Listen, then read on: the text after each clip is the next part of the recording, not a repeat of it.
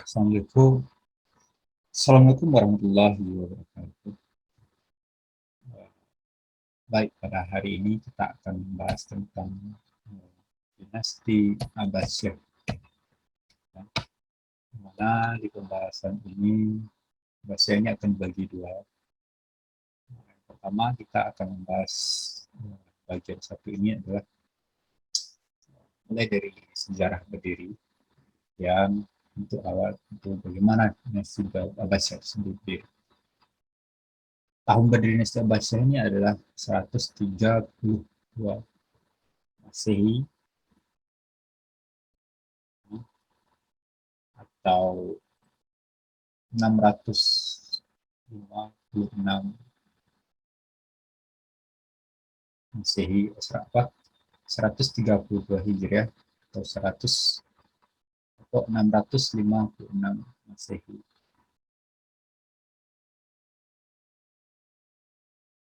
Artian kalau kita dilihat di sini, dinasti Abbasiyah ini sangat lama sekali. Jadi lebih, lebih dari 7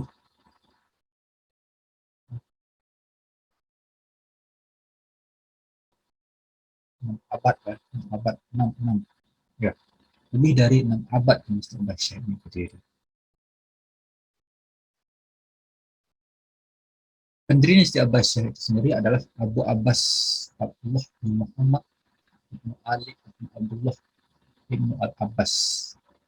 Jadi kalau kita lihat dari silsilah ini bahwa Abu Abbas ini adalah keturunan dari paman Nabi Muhammad. Dia satu kaki dengan Nabi, dia masih keturunan dari Bani Hasyim itu sendiri. Abu Asafah lebih terkenal dengan Abu Abbas, lebih terkenal dengan Asafah.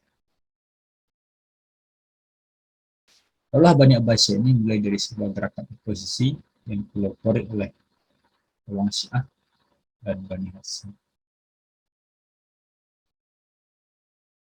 Ada dua sebenarnya.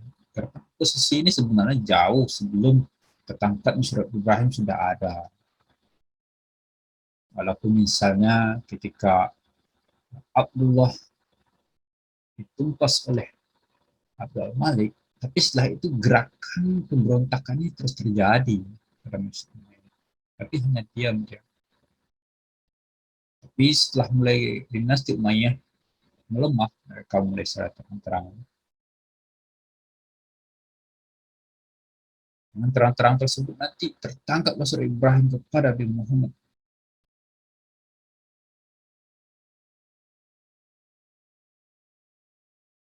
Tangkap surat Ibrahim kepada Abu Muslim As-Brasani di perasaan itu.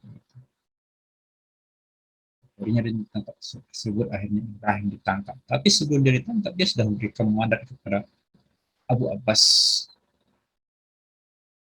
Setelah Ibrahim ditangkap nanti, Abu Abbas Safah diangkat oleh orang oposisi Tabi'iyah sebagai khalifah ketika itu. Sehingga dia nanti melanjutkan perjuangan tersebut. Dia menempaskan orang sendiri. Pusat kegiatan dari posisi yang ada tiga, Umaymah, Kufah, dan Khurasan.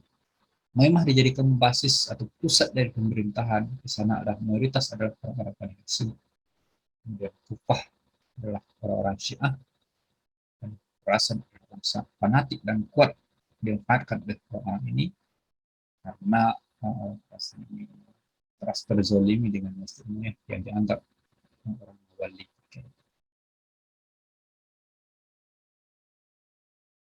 Abu Abbas Safah sebagai pemimpin oposisi yang telah diangkat oleh orang sebagai khalifah ketika itu, dia langsung melakukan menyerang dinasti Umayyah yang melemah ketika itu yang dipimpin oleh Marwan. Menyerbu Damaskus, bunuh seluruh keturunan dinasti Umayyah.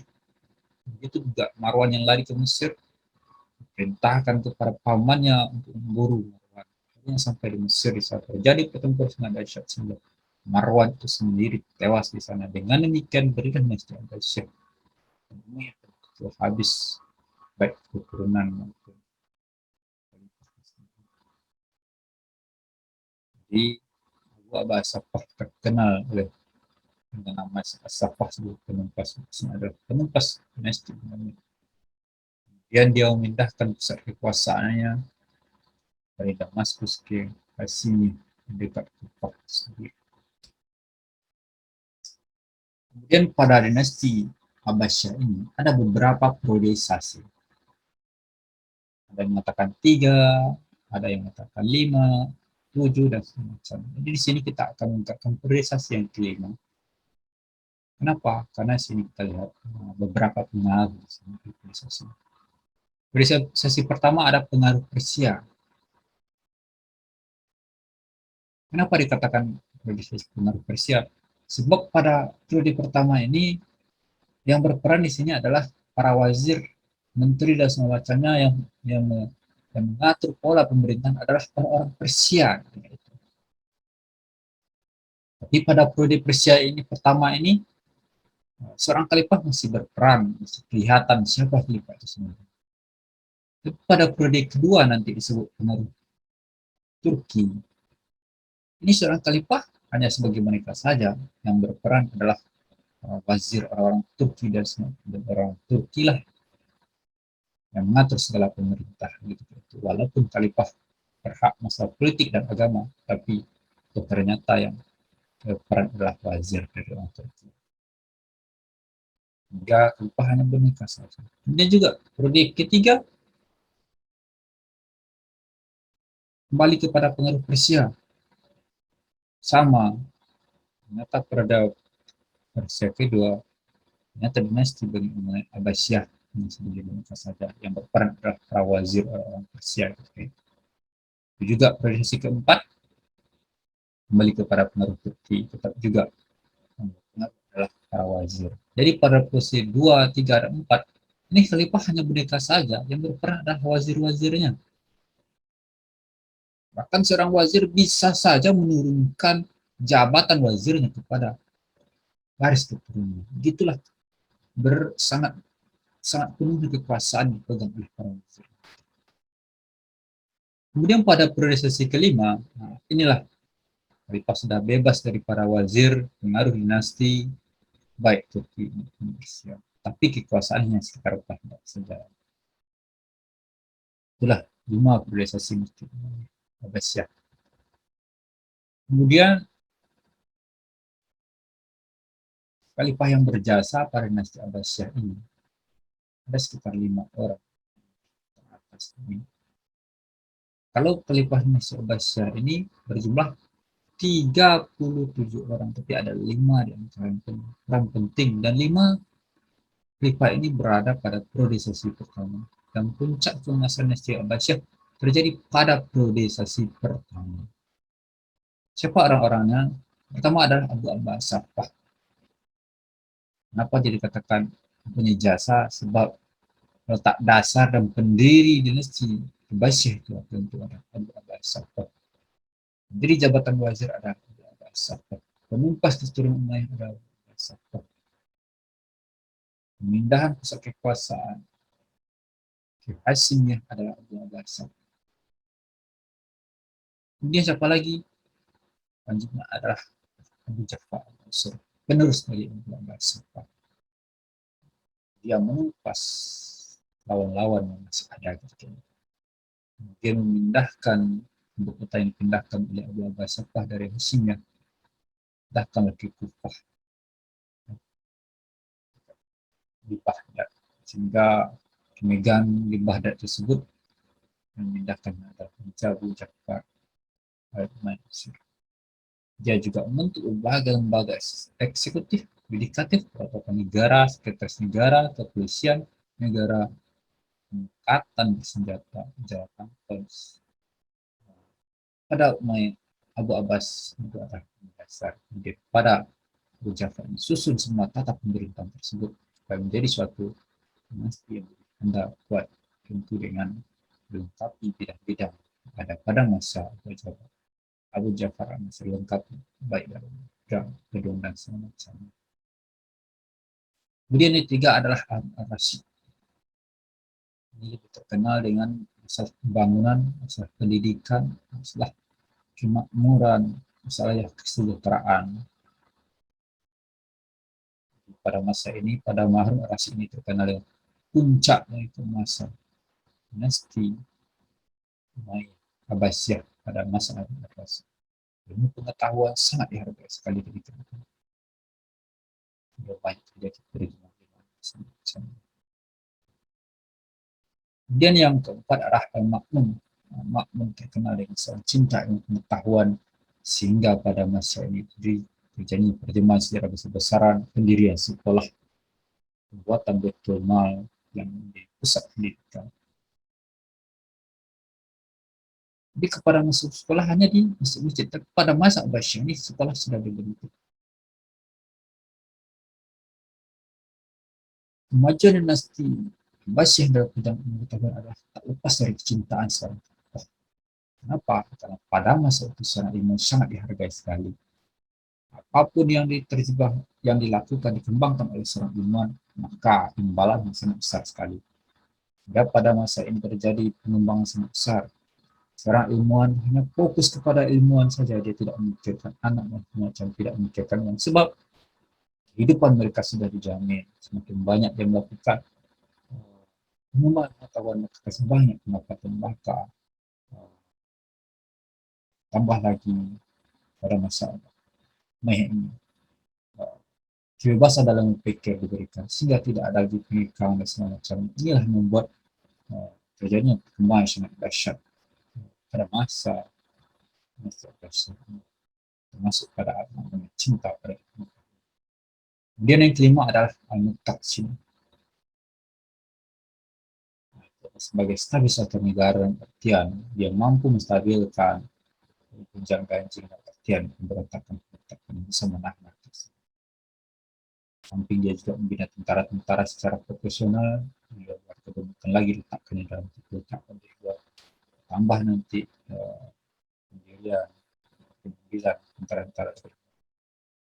Jadi itulah 5 di antara 37 khalifah yang punya peran penting pada dinasti, jasa penting pada dinasti Abbasiyah, mana kelima tersebut berada pada periode pertama. Jadi, puncak kejayaan dinasti Abbasiyah ini terjadi pada periode pertama. Secara besar-besaran dinasti Abbasiyah ini terjadi pada periodisasi pertama. Kemudian apa bedanya dinasti Umayyah dan Abbasiyah? Yang pertama adalah segi periodisasi.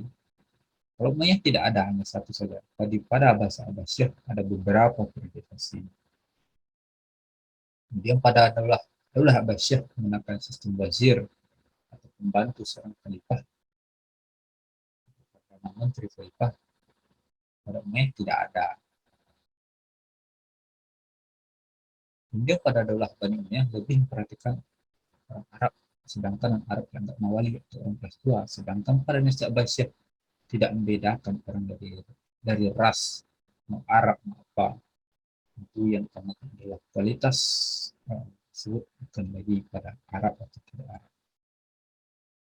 Kemudian kedudukan khalifah pada dinasti Abbasiyah adalah sebagai seorang pimpinan politik dan agama, sedangkan pada Umayyah hanya masalah politik saja. Kemudian kita lihat lagi bedanya adalah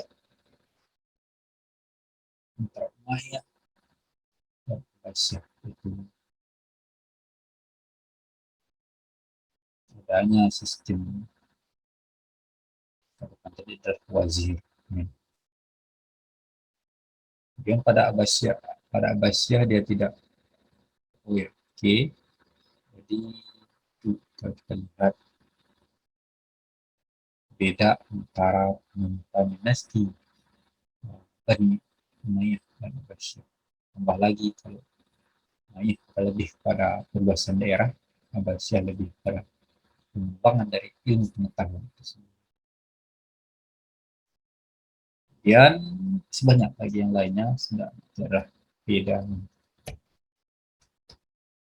Dan selanjutnya sistem politik, pemerintahan dan bentuk negara dinasti Daulah Abbasiyah. Yang pertama adalah khalifah tetap dari keturunan Arab. Sedangkan baik dari gubernur, panglima dan semacamnya, menteri, para wazir itu boleh baik dari keturunan Persia, Turki, dan orang-orang lain, semua boleh saja dipilih. tidak lagi harus dari keturunan Arab. Kemudian kota Baghdad dijadikan kota yang berpusat dalam politik, ekonomi, sosial, dan kebudayaan. Kemudian pemerintahan sudah diganti. Kemudian juga seorang khalifah, jabatan juga masalah politik, tapi juga agama.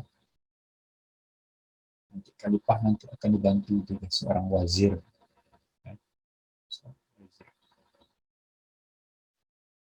Jadi pengetahuan sangat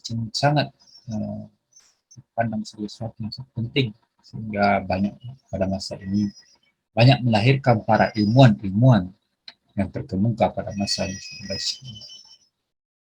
Dia pada masa Abbasiyah juga diberikan kebebasan berpikir sepenuhnya. Para menteri, wazir juga diberikan kekuasaan penuh pada masa Abbasiyah ini. Di dalam bentuk kalau kita lihat sistem politik pemerintahan untuk negara dalam Abbasiyah. Dia bagaimana sistem sosialnya? Pada masa Abbasiyah dia tidak membedakan orang berdasarkan sistem administrasi dari setempat, pembagian kelas, dan artinya dia tidak melihat dari ras, kesukuan, dari jabatan. Semakin tinggi jabatannya, maka semakin tinggi pula kelasnya. Jadi manusia itu tidak lagi berukur dengan rasnya. Lihat dari jabatannya, dari kepintarannya.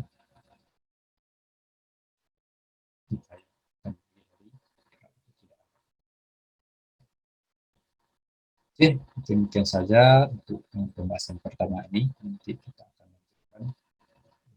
lanjutkan para ilmuwan dan berkembangnya dinasti. Oke, ini saja. Assalamualaikum warahmatullahi wabarakatuh.